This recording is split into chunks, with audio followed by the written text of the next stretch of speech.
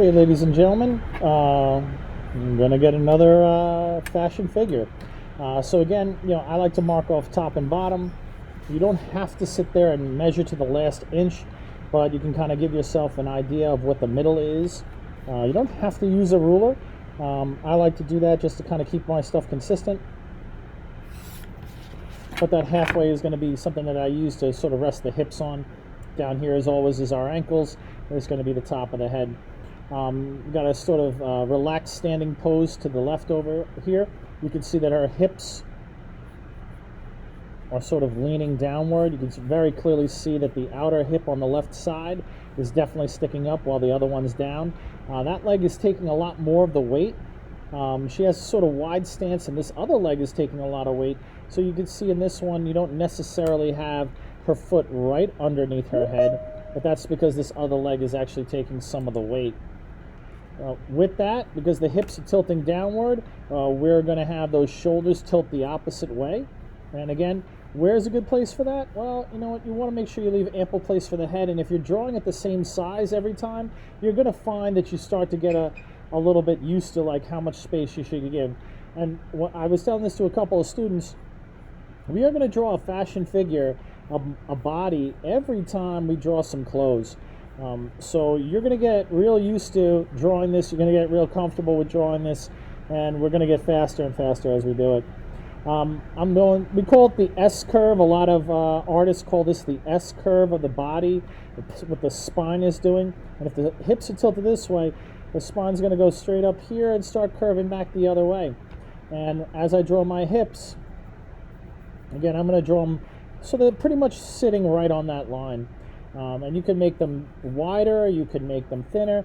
You can also lay them out and then change them after the fact. So, always starting again is that home base kind of symbol, a little diamond symbol. With that, I'm going to look at sort of the bend in her body and realize that one side of her torso is going to be a little bit straighter.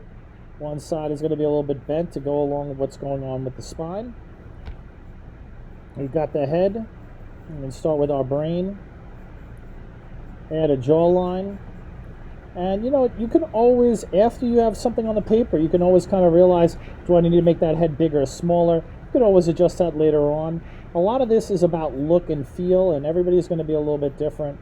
But the biggest thing that I can tell you is that you, as little fashion designers and artists, are going to start understanding whether you're making something too big or too small. If it doesn't look right on your paper, fix it and change it. Now we got the one leg that is fairly straight, kind of going down, but not necessarily underneath the chin exactly. Again, I'm making these legs extra long. This is going to be the ankle, not my foot. Got the other leg sort of sticking out a little bit, and I'm going to sort of make my stick figure. Kind of consider halfway from here to here is a good place for knees. So the knee on the straight leg is going to be probably a little bit higher than the one here. Since the hips are tilting, so the knees should probably tilt a little bit. So I'll get a little tilt going on over there. I like my layout right now. If I didn't, I'd erase it. And now we can mess around with adding some bulk to her. Adding some meat on the bones. I mean, you can make your figures thicker. You can make them thinner. You can make them more masculine and feminine. You can make them however you want. It really doesn't matter. I don't know if even the masculine feminine thing applies. It's more like thick and thin and skinny and sort of thick. So again, a little thinner down by the ankles, a little thicker up near the knees. Got that set up. I'll drop my camera just a little bit so you can see the feet. What do I do for feet like this? Well, there's not much to do. So I'm just kind of making these longer triangle sort of shapes. I think I showed you for the regular feet that we did the sort of isosceles triangle for the foot. Well, in this case, where she's wearing heels and like platforms, those isosceles triangles just get a little bit longer looking, and we don't have to go too much more than that. We got her arms. You can see her shoulders are down, which means one arm is down a little bit lower, one elbow's down a little bit lower. So it's kind of hugging the body. I'm drawing basically what I would consider the bone inside her arm to be.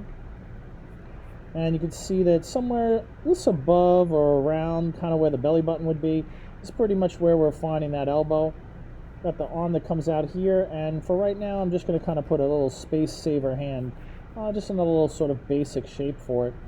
Got the other arm a little bit further out off the body, elbow ever so slightly, maybe a little bit higher, just because of the tilt of her body. And then you got this arm, that forearm that comes down there. Obviously you can see where her hand is.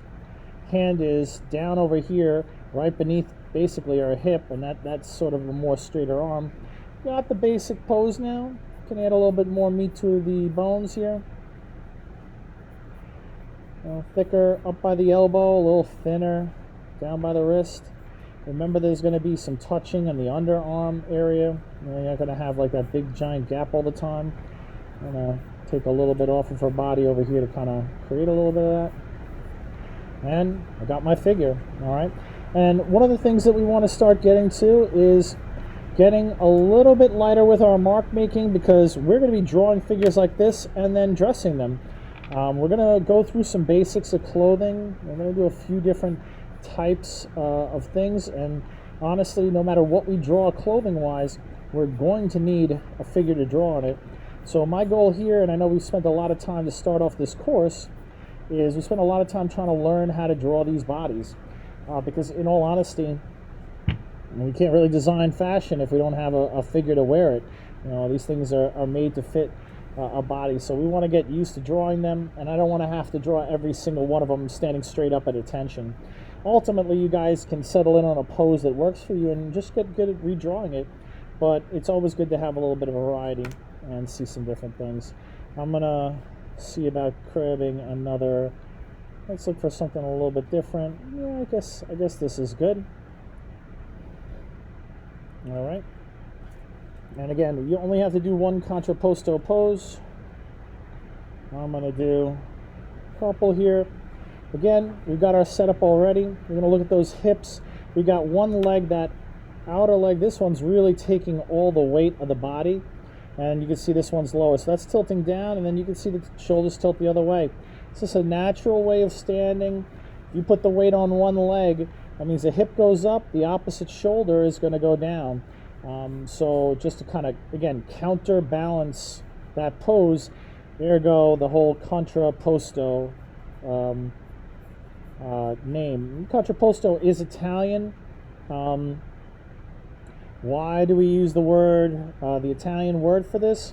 Well, I mean, some of you may have heard of the Renaissance, and you know, I'm sure it's come up in history class. It probably came up in foreign language class. But the Renaissance was a very big moment in human history that sort of involved, you know, not just science but art. And really, at one point in the world, science and art was really kind of the same thing.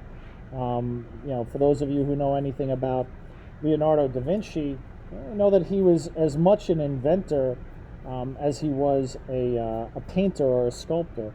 So, you know, he was a guy who kind of came up with a lot of things. And if you looked in his sketchbooks, you'll see he had drawings of things like tanks and helicopters, you know, even flying machines that were way, way ahead of his time. Things that didn't get revisited for literally hundreds of years. And you know, so there was a time and place where science and art was really almost the same thing. And why that was important is that the artists of the Renaissance, they really wanted to learn how to copy real life. The goal of a great painter or great sculptor of the Renaissance was that their work would be, you know, almost as good as the work of, let's say, God. That they could create and draw and paint and create the illusion of real life down to the last little detail. So in their sort of art studies, they didn't treat it all the time as if it was just like, okay, this is how to draw. They were like, what are the proportions, what are the measurements of the human body? And they tried to boil it down to almost a science. And they sort of set up these sort of guidelines for proportion and these guidelines for drawing that literally were followed like textbooks for hundreds of years. So terms like chiaroscuro, which is the lighting on a drawing, it's the light and dark of a form. Words like contrapposto and everything else like that. These became almost like art school terms that you would have to learn how to draw, because people were just following the sort of notebooks and the sort of work of great Renaissance artists that came before. So instead of saying the counterbalance pose, they call it the contrapposto pose. And if you did end up deciding that someday you want to go to art school or end up going to fashion design college, you're going to find that a lot of the things that you're going to learn about early on are really going to involve learning about the Italian masters who sort of taught us how to draw things. So again, the idea here is to get that S curve, get those leans and those tilts, and use that to develop our own poses. And again, we can change them and arrange them any which way we want. I got plenty of time left, so I'm just going to keep going.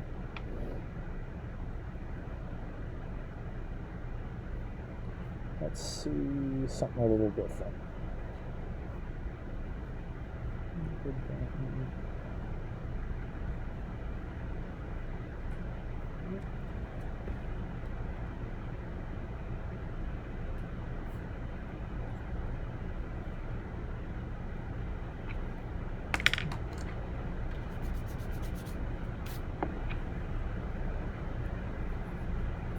Hips down.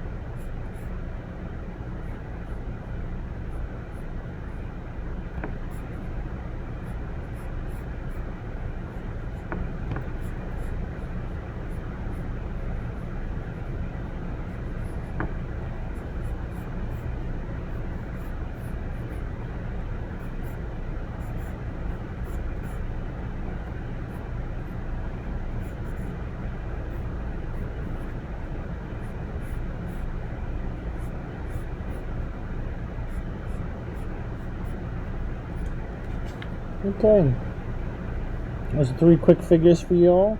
We do still have plenty more time for you guys to work, but we do want to get some practice in on these contrapposto poses and get them handed in. Like I said, this will be transitioning us up to creating the bodies that we're going to use to draw clothing on.